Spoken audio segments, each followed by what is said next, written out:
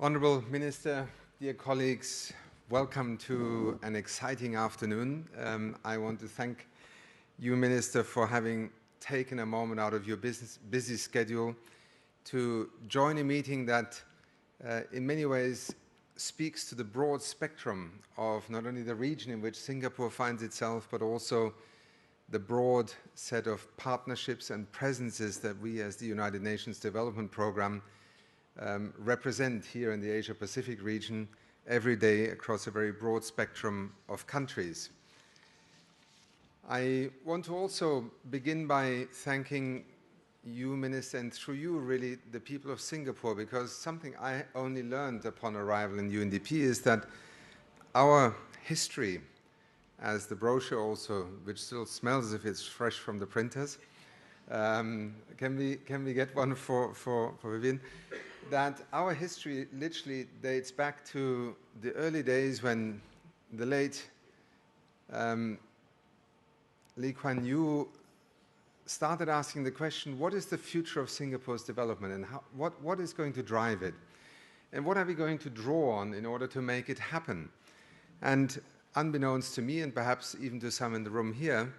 it was the precursor of UNDP that at the time identified obviously a very wise man who came and began to engage with Singapore and to also engage with the late Lee Kuan Yew on ideas and approaches of how an essentially challenged outlook for a small city-state like Singapore in a rapidly changing region could actually be turned into a major success story. And here we are in the year 2018.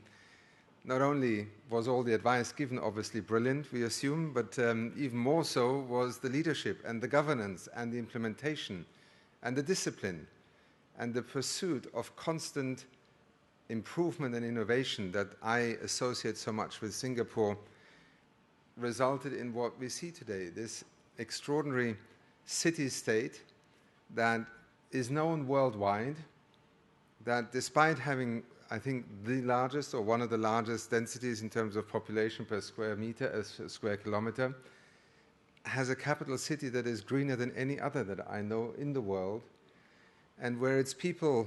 live in housing that government has constructed. And I think it's about 80% of Singaporeans are able to live in accommodation that the government has built, where its taxation system is not only one that extracts money from its citizens, but it then has a very differentiated way of also accounting for people's ability to pay their socioeconomic status by having various reimbursements and voucher and coupon mechanisms in place that take account of people's ability to pay. It's a sophisticated system that you have managed to evolve over many decades, and that not only deserves admiration but has our fullest attention, which is also, Minister, why I, before we came into this room, was sharing with him my discussions this morning with the Minister of Finance, with the Deputy Prime Minister, with the Prime Minister, in which I emphasized our keen interest to have a presence in this ecosystem of development thinking and innovation, which is what I would describe Singapore from the perspective of UNDP. I want to use my remarks this afternoon to cast a slightly broader perspective, because I will be together with you again tomorrow morning to talk about UN development system reform and linkages and RC functions and so on, to rather, because this speaks really to our common challenge, reflect for a moment on this, in one sense, prosaically sounding notion of the future of development. Because this is our business, this is what we are mandated to do, this is what taxpayers around the world are willing to invest their taxes in, so that we as a multilateral organization, part of the United Nations system, are able to help countries address some of the most urgent challenges that they face. I've just landed, and I think I left yesterday evening, no, yesterday, I've forgotten when, somewhere in the last 24 hours, in N'Djamena, in Chad, where I arrived and completed a joint trip with Mark Lowcock, our emergency relief coordinator. We basically had traveled to the Lake Chad region, first to Abuja, the capital in Nigeria, but then up to Maiduguri and the area that is really the center of Boko Haram's extraordinary unleashing of violence over the past 6-7 years. And then on to Chad, visiting internally displaced people's camps, meeting also people who had rebuilt their lives. A village that we spent one afternoon in had been completely razed to the ground 3 years ago. And 2 days ago, we were able to inaugurate a school, a health clinic, and 300 houses for 300 families who essentially were returning to where they had been forced to flee, having lost everything. I mention that because just 36 hours later, I have traveled from Chad to Singapore.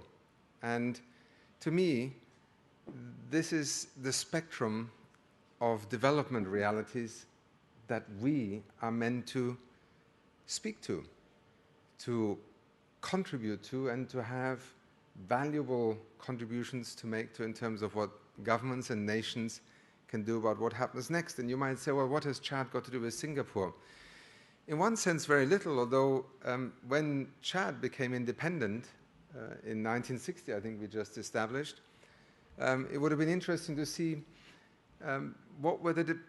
departure points for these two countries. Well, Chad is a vast country, and we can spend a lot of time describing all the differences, but the truth is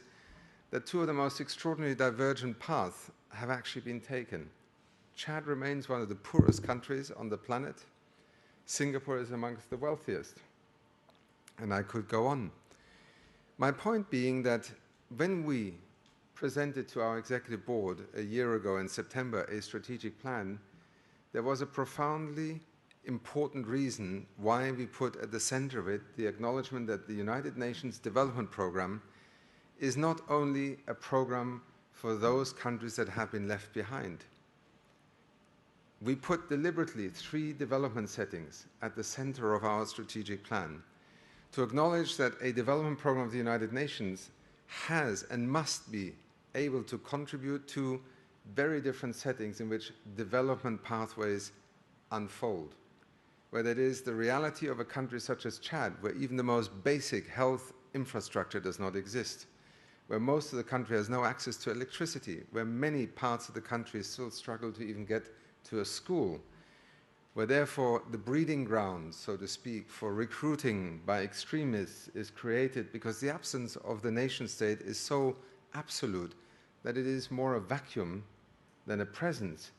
explaining why in that region that we often refer to, the Lake Chad region, or even looking more broadly, the Sahel region, it has been so easy to outsmart entire armies with a guerrilla warfare strategy driven by violent extremism and jihadism. This is the vacuum into which development failures become truly a risk, not only to the country itself and to its people, and often to the most vulnerable people who are the first line of victims, but also to the region and ultimately to the international community. In that setting, we have a vital role to play. First of all, with humanitarian aid and support, which is one part of the UN's promise, but also, and that was the reason why Mark and I are making a point of traveling together earlier in the year to Ethiopia and Somalia, now to Nigeria and Chad, because we must also learn that humanitarian aid, nor the security response to extremism and the violence we have seen in that region, will actually solve the problem. It can only be solved by addressing root causes. It can only be solved by making the state essentially accessible to its own people and addressing the major challenge, which is poverty and deprivation that makes people desperate enough to end up committing the kinds of acts of violence that have left us all shocked in recent years. But the strategic plan also pointed to 2 other development settings. Basically, countries that are emerging from crisis, be they as a result of natural disasters, and as we have just seen again tragically in Indonesia, it just happens in seconds, and it comes out of nowhere, and it wreaks destruction, and countries such as the Caribbean countries that last year were virtually destroyed in their entire economic infrastructure have to recover the next day. Or whether it is as a result of conflict and violence. We are also part of that capacity to help countries return to a pathway for development And these, again, are different points and realities of engagement, but it is part of our competence and capacity to be relevant in such settings. And then the third development setting, which is described in terms of countries in transitions, countries that are moving into the digital economy, into industrialization, into urbanization. Those development changes and shifts that fundamentally redefine how government, how the private sector, how civil society, the educational system, and so on need to evolve. Minister, we are the United Nations Development Programme. In some respects, probably the most present development agency in the world, because today the United Nations Development Programme is active in 170 countries. It is an institution that employs 17,000 people, 95% of whom are working in the countries which we serve. It is a system represented by those in the room here who, in a relatively decentralized system of providing services to countries in the broader development arena, are the partners to governments, often through thick and thin, who enjoy enormous trust and whose capacity to engage and to make a difference is often not necessarily defined by the amounts of money that we can mobilize, although without money things would also not happen, that much is clear, but by the quality of advice and by the capacity to connect that which is necessary to focus on at national level is connected to that which we call best practice worldwide. And that is why the idea of having a global center here in Singapore on innovation and technology for development is integral to the strategy that I believe is central also to the future capacity of the United Nations Development Programme. We need to be present and we need to be able to tap into that best practice, that frontier of development knowledge, be it in governance terms, public policy, how we deal with technology, social welfare systems, inequality, poverty eradication. The list is long. That allows us to be able to advise the government by saying, well, look, here are 4 models of how you could go about doing it, and we can bring you those models, we can give you independent analysis, we can help you conceptualize your national response, we could help you pilot it, we can even help you implement it. The choice is yours, but we are here with you. And the future of the United Nations Development Programme, in my mind, will increasingly be defined by being that development advisory partner rather than a development aid agency. And again, this is not some linear evolution. It will vary in different settings, but I think less and less countries across the world will be looking to a traditional development aid agency model to help them solve the complex challenges of development. Whether it is finance, technology, whether it is that which happens in the global marketplace, which literally overnight, because of someone else's macroeconomic decisions, your currency can lose 30% of its value. Just look at 2 major economies of the South. Whether it is, in the case of Argentina, an extraordinary set of events that have unfolded at a moment in time when a government was actually trying to reestablish its economic viability and financial stability, largely driven by events outside that suddenly highlighted weaknesses inside. But they were there a year before, but then they didn't seem to matter.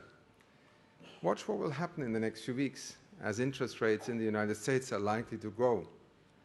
Nothing will have changed in most of the countries in the next 6 months around the world, and yet watch what will happen to them if you're an emerging market, because money suddenly will go somewhere else. We live in an extremely volatile economic system, and that's why I also want to end by connecting that which we do as a United Nations Development Programme every day, focused in helping countries at the national level to implement their priorities, to align them ideally with the objectives of the 2030 Agenda and the SDGs, not as a kind of reporting card, but rather as a good quality check that they have covered all the bases. That work is as important as having a functional multilateral system in which the rules and norms that we have fought for over 70 years to establish, to make sure that the mighty are not the only ones who rule this world, that the interests of those who are often left behind are actually noted and protected,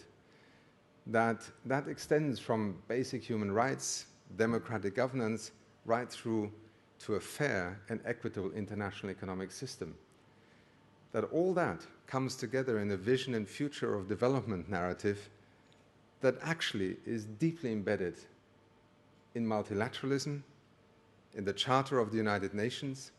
and precisely in the kind of commitment that we have seen from Singapore for the past decades in being an active multilateral player, deeply committed to its principles but also to its functioning. With these opening remarks, I very much look forward to listening to you, Minister, and to say to you, colleagues, again, it's wonderful to have you all here. I will have another chance to address you